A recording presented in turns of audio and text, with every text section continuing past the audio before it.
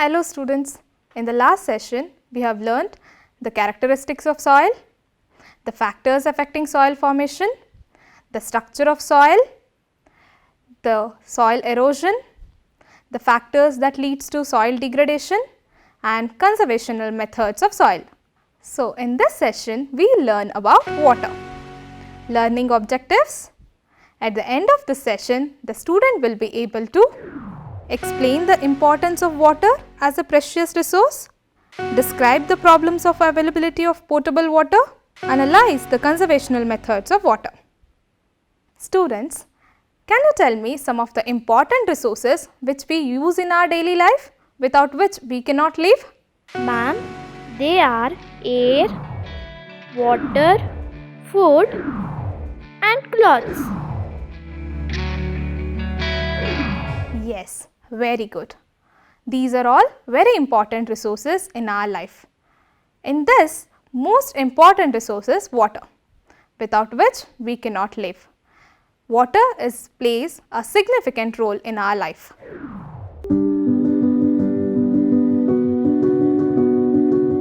Students, as we have discussed in the earlier classes that water is a renewable natural resource.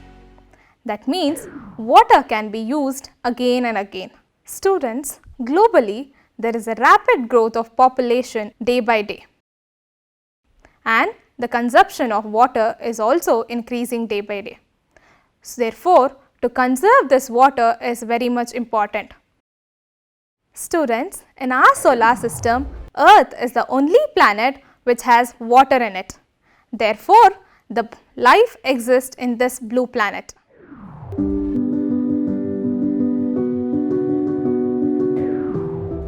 Earth is called as a blue planet because the 3/4 of the Earth's surface is covered with water.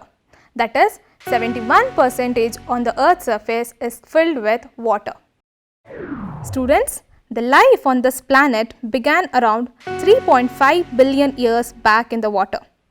Even today, the ocean covers 2/3 of the Earth's surface and support a rich variety of plants and animals. Students, even though the huge quantity of water available in the ocean and surface of the Earth, but the distribution of this water is uneven on the Earth's surface. In terms of lakes, rivers and underground water is distributed unevenly. The uneven availability of water is because of these following reasons. The ocean water is a saline water which is not fit for human consumption. Availability of fresh water on the surface of Earth is just 2.7%. Among this 2.7%, nearly 70% of its form of an ice sheet and glaciers in Antarctica, Greenland and mountains. It is difficult to make use of these water because they are present in the inaccessible places. So, only 1% of fresh water is available for human use. And this 1% of water is found in different forms such as groundwater, surface water in rivers and lakes, and in the form of moisture in the atmosphere. So, therefore, water is the most precious resource on the Earth's surface. It can neither be added nor be subtracted from the Earth's surface. Its total volume remains constant on the Earth's surface. Its abundance or large quantity only seems to vary because of the cycle of process by which water circulates between the Earth, ocean, atmosphere and land involving precipitation as a rain and snow, drainage in streams and rivers, and returns to the atmosphere by evaporation and transpiration. This process is called as water cycle, which you have already studied in the previous classes. Students, we all know how water is important in our life We not only use this water for drinking purpose, but also it is used for irrigation and industries. Students, even though we have large amount of water present on the earth's surface, but still we are facing scarcity in many parts of the world. It's due to increasing population, raising demands for food and cash crops, increasing urbanization, and raising standard of living are the major factors leading to shortage in supply of fresh water. Students, in 1975, consumption of water for human use was 3,850 cubic kilometer per year, but it sold more than 6,000 cubic kilometer per year. Through this, we can understand the increasing demand for water. Students, we have already discussed that even though there is availability of water is more, but still scarcity exists. Many regions in the world like Africa, West Asia, South Africa, parts of West USA, Northwest Mexico are facing shortage in fresh water supply. Similarly, you must have read in the newspaper that shortage of acute water in a Cape Town in South Africa and Chennai city in India, where water transported in a rail wagon to meet the drinking water demand. It's all because of climate change, deforestation, increased population and mismanagement of water resource, pollution of rivers by industries leading for pollution. Countries located in climatic zone are most susceptible to drought and face great problems and challenges of water scarcity. Students, here is a story of Chandan. Students, in Amreli city, Saurashtra region in Gujarat, there is a boy named Chandan.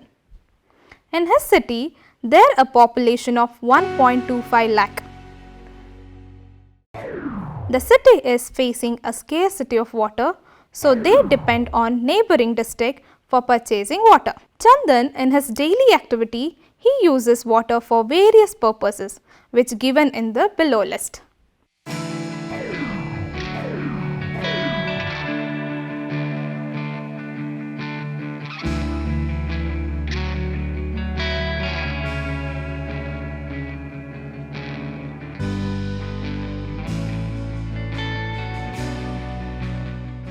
Students, can you suggest him some ways to bring down the water usage?